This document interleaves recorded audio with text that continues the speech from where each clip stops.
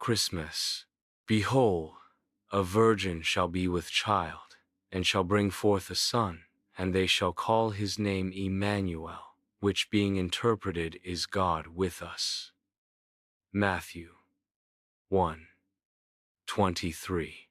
One of the most controversial statements in the New Testament concerns the virgin conception and subsequent birth of Jesus, a conception in which man had no part. It is recorded that a virgin conceived a son without the aid of man, then secretly and without effort gave birth to her conception. This is the foundation upon which all Christendom rests. The Christian world is asked to believe this story, for man must believe the unbelievable to fully express the greatness that he is. Scientifically, man might be inclined to discard the whole Bible as untrue because his reason will not permit him to believe that the virgin birth is physiologically possible. But the Bible is a message of the soul and must be interpreted psychologically if man is to discover its true symbology. Man must see this story as a psychological drama rather than a statement of physical fact.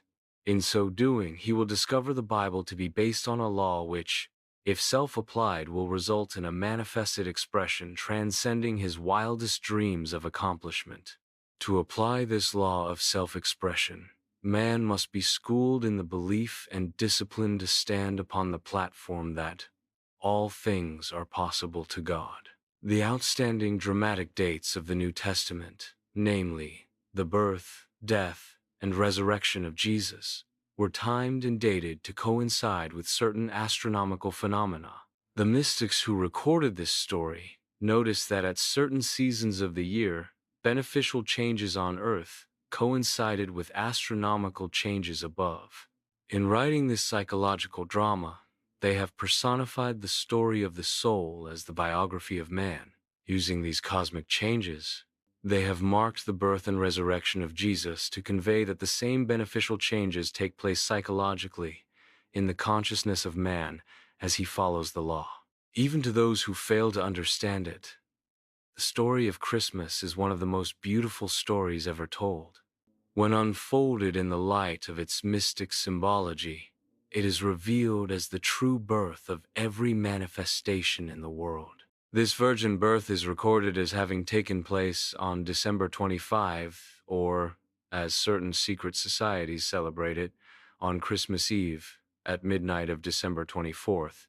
Mystics established this date to mark the birth of Jesus because it was in keeping with the great earthly benefits this astronomical change signifies. The astronomical observations which prompted the authors of this drama to use these dates were all made in the northern hemisphere.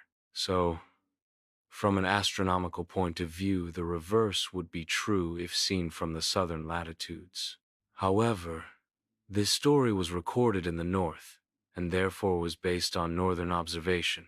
Man very early discovered that the sun played a most important part in his life.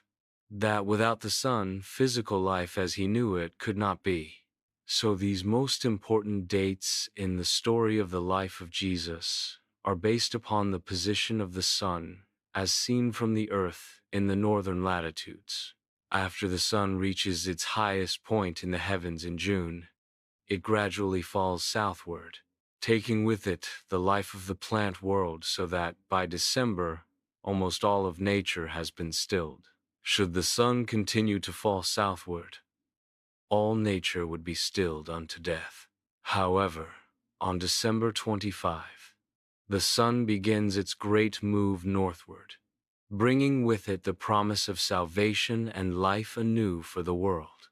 Each day, as the sun rises higher in the heavens, man gains confidence in being saved from death by cold and starvation, for he knows that as it moves northward and crosses the equator, all nature will rise again, will be resurrected from its long winter sleep. Our day is measured from midnight to midnight, and, since the visible day begins in the east and ends in the west, the ancients said the day was born of that constellation which occupied the eastern horizon at midnight. On Christmas Eve, or midnight of December 24th, The constellation Virgo is rising on the eastern horizon. So it is recorded that this Son and Savior of the world was born of a virgin.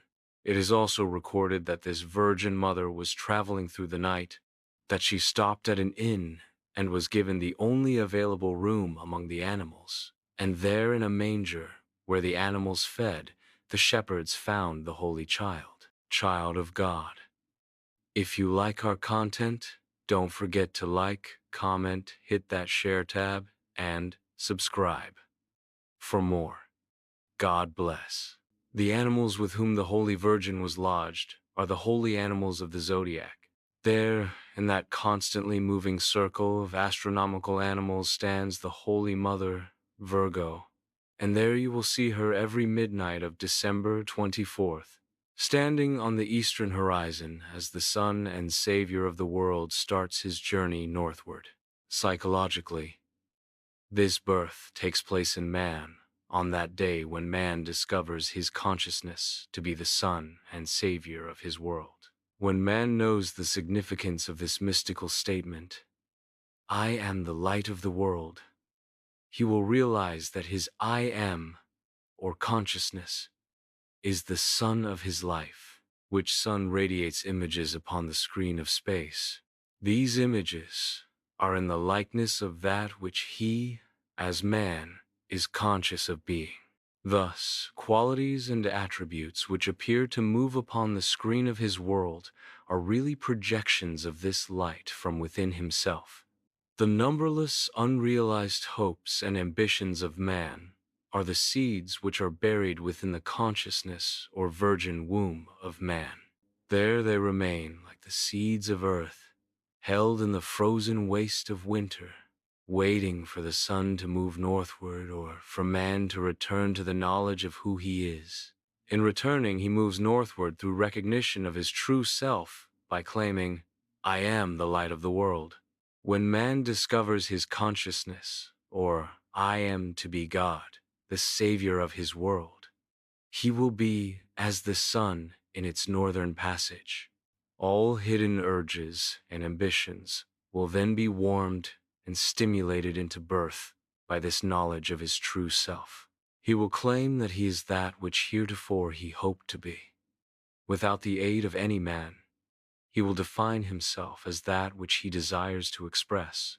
He will discover that his I am is the Virgin conceiving without the aid of man, that all conceptions of himself, when felt and fixed in consciousness, will be embodied easily as living realities in his world.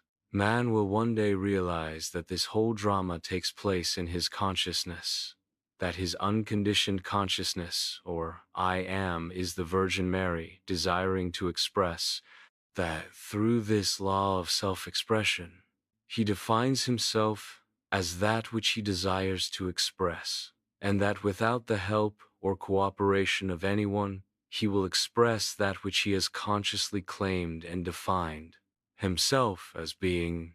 He will then understand why Christmas is fixed on December 25, while Easter is a movable date, why upon the virgin conception the whole of Christendom rests, that his consciousness is the virgin womb or bride of the Lord, receiving impressions as self-impregnations, and then without assistance embodying these impressions as the expressions of his life.